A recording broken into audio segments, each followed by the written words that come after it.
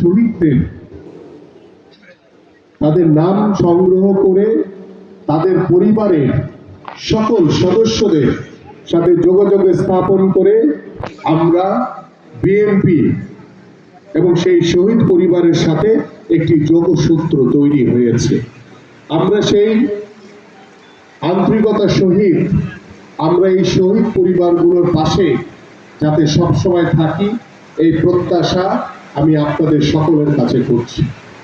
পাশাপাশি 24-এর গণঅভ্যুত্থান সহ গত 17 বছরের বাংলাদেশ জাতীয়তাবাদী দলের এদেশের সাধারণ মানুষকে নিয়ে যে আন্দোলনের যে সফলতা, সেই সফলতা 24-এর গণঅভ্যুত্থানের মাধ্যমে আমরা বাংলাদেশ থেকে ওই স্বৈরাচার শেখ হাসিনাকে বিতাড়িত করতে পেরেছিলাম।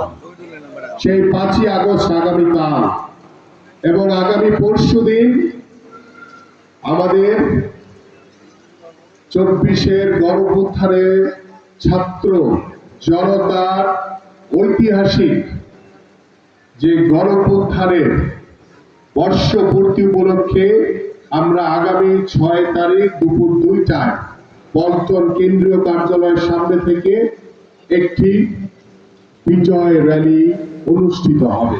সেই র্যালিতে আপনারা সকলেই উপস্থিত থাকবেন এবং স্থানটি আমরা জানিয়ে দিব।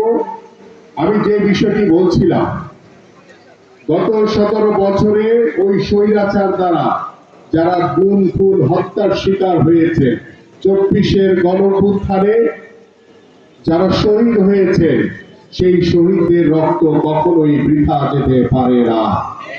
আমরা ওই স্বৈরাচার শেখ হাসিনা সহ ওই স্বৈরাচার শেখ হাসিনার সকল আজ্ঞাবহ অবৈধ মন্ত্রী, এমপি, প্রশাসনে যারা রয়েছিলেন, যারা এখনো আওয়ামী লীগের দোসর বিভিন্ন আনাচে কানাচে ঘুরে বেড়াচ্ছেন, তাদেরকে দ্রুত সময়ের ভিতরে আইনের আওতায় এনে তাদের বিচার করা হবে ইনশাআল্লাহ।